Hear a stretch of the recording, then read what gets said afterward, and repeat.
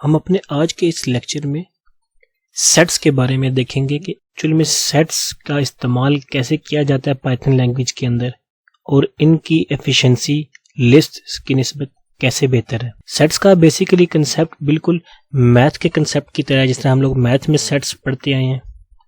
Sets भी हमारे पास Python के अंदर भी बिल्कुल उसी आइडिया पे काम करते हैं। इसमें कोई एंट्री डुप्लीकेट नहीं होती। इसके अंदर ये म्यूटेबल होती हैं और इम्यूटेबल भी होती हैं। म्यूटेबल सेट्स वो जिनको हम with the passage of time अपने प्रोग्राम की ज़रूरत के मुताबिक उसकी वैल्यू को चेंज कर देंगे। इम्यूटेबल जिसको हम during the execution of program change नहीं कर सकते। इसका सबसे जो मेन एडवांटेज है हमारे पास ये कि ये लिस्ट की निस्बत बहुत ज़्यादा ऑप्टिमाइज होता है। इसके अंदर आपने अगर चेक करना हो कि अगर कोई एलिमेंट डुप्लीकेट है तो क्या उस डुप्लीकेट को रिमूव कैसे किया जाता है और उसको सर्च बहुत इजीली किया जा सकता है। लिस्ट के अंदर तो डुप्लीकेट वैल्यूज़ भी हो सकती हैं, लेकिन सेट के अंदर डुप्लीकेट वैल्यूज़ नहीं हो सकती। उसके अलावा सबसे मेन काम कि इसके अंदर हम हैश टेबल को इस्तेमाल करके अपने तमाम वैल्यूज़ को अलाइन करते हैं या इंडिसेस करते हैं। इस सेट्स के अंदर ये हैश टेबल के अगेंस्ट एक की होगी और या एक हमारे पास इंडेक्स होगा, उस इंडेक्स के against more than one values पड़ी होंगी। इसको आप यूँ कह सकते हैं कि एक इंडेक्स के अगेंस्ट एक पूरी लिस्ट पड़ी हुई होगी, जिसको आप प्रोग्रामिंग ज़बान में लिंक लिस्ट कहते हैं, लीनियरली आइटरेटेबल लिंक लिस्ट, जो कि एक लीनियर वे में आइटरेट हो सकती है। ये मैंने एक डायग्राम छोटी सी इसमें अटैच की है, जिसमें हमें सेट्स के बारे में समझने में काफ़ी आसानी होगी। एक्चुअल में सेट्स में हमारे पास अब इंडेक्स वैल्यू पेयर इन हैश टेबल है। अब हैश टेबल एक्चुअल में काम कैसे करता है, उसमें हर इंडेक्स है और उस इंडेक्स के अगेंस्ट एरे में या लिस्ट में ये था कि हर इंडेक्स के अगेंस्ट सिर्फ एक वैल्यू पड़ी होती थी। लेकिन सेट्स के सबसे बड़ी फ़ायदे की बात यह है कि एक ही इंडेक्स के ऊपर हमारे पास मोर देन वन वैल्यूज़ पड़ी होंगी। जैसे अभी हमारे इंडेक्स 5 के ऊपर 20 है और 30 भी है, इंडेक्स 6 के ऊपर 40 पड़ा है, इंडेक्स 8 के ऊपर 50 पड़ा हुआ है। तो हमारे पास एक्चुअल में हर इंडेक्स के अगेंस्ट एक पूरी की पूरी लिंक लिस्ट बिल्डअप हो सकती है। लिंक लिस्ट कह लें, सिंपल लिस्ट कह लें समझने के लिए। एक्चुअल में ये एक पूरी लिंक लिस्ट है जो कि एक ही इंडेक्स के अगेंस्ट पड़ी होती है। ये एक्चुअल में हमारे पास कंसेप्ट है सेट्स का पाइथन के अंदर, और इसी हैशिंग टेक्निक की वजह से ही इनकी कंप्यूटेशन, इनके अंदर सर्चिंग बहुत ज़्यादा फास्ट है एज कंपेयर टू लिस्ट।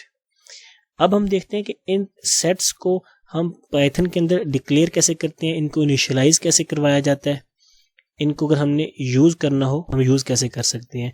सबसे पहले मैंने एक एग्जांपल में कोड लिखा है, जिसमें हमने सेट फंक्शन के ज़रिए से एक एम्प्टी सेट को डिक्लेयर किया और इसको हम रन करके चेक करते हैं। हमने इसको रन किया, उसने मुझे एक एम्प्टी सेट रिटर्न बैक कर दिया। इट्स मीन्स हम एक सेट क्रिएट कर चुके हैं, लेकिन इसके अंदर किसी तरह का कोई एलिमेंट शामिल नहीं है।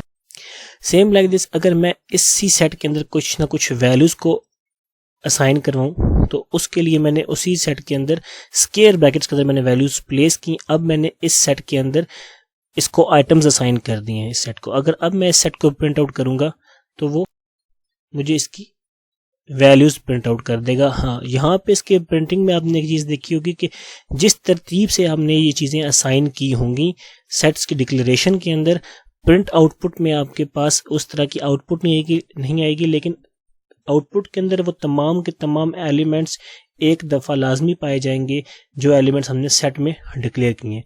हम एक एक्सपेरिमेंट यहाँ पे करते हैं। अगर हम इसी सेट के अंदर एक वैल्यू को डुप्लीकेट करते हैं तो हमें उसके अगेंस्ट में ये क्या आउटपुट देता है, इसको हम चेक कर लेते हैं।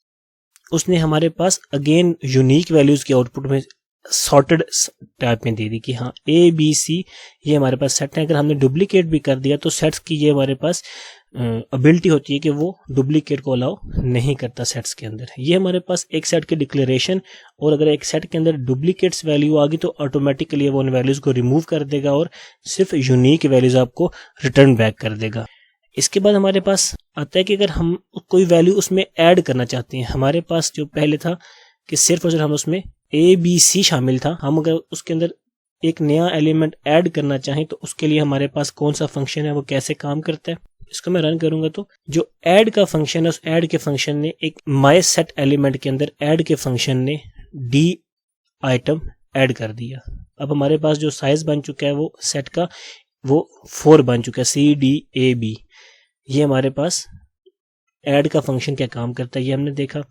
इसके बाद हमारे पास यहाँ तक हमने बात की कि sets are mutable, means during the execution हम इनके अंदर मैनिपुलेशंस कर सकते हैं, हम इनके अंदर वैल्यूज को चेंज कर सकते हैं। लेकिन सेट्स की एक टाइप ऐसी है कि उनको आप ड्यूरिंग द एग्जीक्यूशन चेंज नहीं कर सकते। That sets are called frozen sets. वो हमारे पास कैसे बनाए जाते हैं? फ्रोजन सेट बनाने के लिए हमारे पास मेथड है, उसे हम कहते हैं फ्रोजन सेट्स या फ्रोजन सेट का मेथड है। मींस इस मेथड के अंदर हम कुछ भी चीज़ खुद से ऐड नहीं कर सकते। मैंने इसको अगर मैं रन करूं तो मैंने यहाँ पे इस फ्रोजन सेट को सबसे पहले एक डिक्लेयर किया फ्रोजन सेट के मेथड के साथ, और उसके अंदर मैंने ये चीज़ चेक करने के लिए क्या फ्रोजन सेट हमको एक न्यू एलिमेंट ऐड करने की परमिशन देता है या नहीं, मैंने ऐड का एक फंक्शन रन किया और उसके बाद मैंने इस फ्रोजन सेट को प्रिंट आउट किया। जब इसको मैं प्रिंट करूंगा तो वो मुझे एरर दे देगा कि frozen sets objects has no attribute add, means इसको आप एज म्यूटेबल सेट्स की तरह ट्रीट नहीं कर सकते। इसलिए उसने मुझे एरर जनरेट कर दिया कि आप इसको ऐड का फंक्शन इस पे काम नहीं करवा सकते। अगर मैं इस ऐड के फंक्शन को रिमूव करूं और अब इसको रन करूं तो अब उसने मेरे सामने उस फ्रोजन सेट की आउटपुट डिस्प्ले कर दी। मींस हमारा फ्रोजन सेट हमारे पास इम्यूटेबल है और सेट्स हमारे पास म्यूटेबल फॉर्म है। सेम लाइक दिस, अगर हमारे पास सेट्स के ऊपर हम जिस तरह मैथमेटिक्स के अंदर डिफरेंट ऑपरेशंस परफॉर्म कर सकते हैं, इंटरसेक्शन का, यूनियन का, डिफरेंस का, प्रॉपर सबसेट, डिसजॉइंट सेट्स, हम ये तमाम के तमाम ऑपरेशंस पाइथन के अंदर भी बिल्ट इन फंक्शंस हमारे पास अवेलेबल है, जिसके ज़रिए से हम ये तमाम के तमाम ऑपरेशंस अप्लाई कर सकते हैं।